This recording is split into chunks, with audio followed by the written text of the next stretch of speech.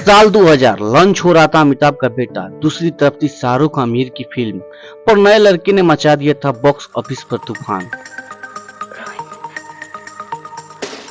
साल 2000 में कई बड़ी फिल्म बॉक्स ऑफिस पर आई, लेकिन 10 करोड़ में बनी एक फिल्म ने ऐसा तूफान उठाया कि कमाई देख बड़े बड़े हिल गए थे।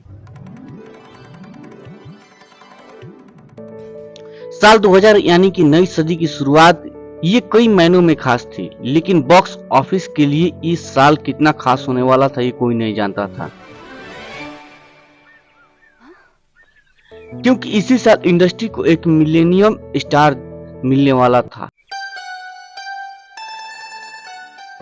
जब नए साल के पहले ही महीने में एक ऐसा जबरदस्त धमाका हुआ कि जिसकी गूंज से इंडस्ट्री भी हिल गई थी। हम बात कर रहे हैं फिल्म कहो ना प्यार है की, जिससे बॉलीवुड को ऋतिक रोशन जैसा सितारा दिया। लेकिन क्या आप जानते हैं कि फिल्म रिलीज से पहले तक किसी को ऋतिक पर भरोसा नहीं था। तुम उसे चला करके नहीं देखती। हाल ही में अमीषा पटेल ने खुद एक इंटरव्यू में रिवील किया कि उस वक्त किसी को भी कहो ना प्यार है या ऋतिक पर बिलीव नहीं था। तुम चाबी से चलते हो? ये तो आपकी प्रगति उस पर वो भी नहीं थी और नॉन फिल्मी बैकग्राउंड से। ऐसे में उस वक्त इस फिल्म की रिलीज डेट तक टालने का सुझाव राकेश रोशन को सभी ने दे दिया था। देखने का कष्ट करेंगी? देख तो रही हूँ। इसके पीछे वजह ये थी कि कहो ना प्यार है से ठीक पहले आमिर खान की मेला रिलीज हो रही थी। खूबसूरती सादगी नहीं है। Point noted mister. तो वहीं एक हफ्ते बाद शाहरुख खान की फिल्म भी दिल है हिंदुस्तानी।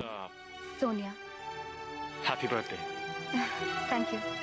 ऐसे में इंडस्ट्री वालों को लग रहा था कि भला कैसे एक न्यू कमर इन्हें पछाड़ेगा।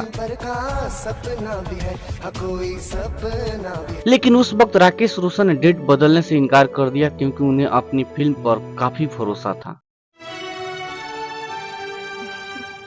वहीं जिस साल ऋतिक ने डेब्यू किया उसी साल अमिताभ बच्चन के बेटे अभिषेक बच्चन के डेब्यू की खबरों से पूरा बॉलीवुड हिला हुआ था।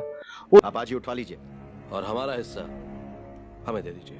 हिस्सा वो जेपी दत्ता की फिल्म रिफ्यूजी से डेब्यू करने जा रहे थे, जो काफी बड़ी थी और इसमें करिश्मा की बॉन्ड करीना को लेकर काफी बज़ था।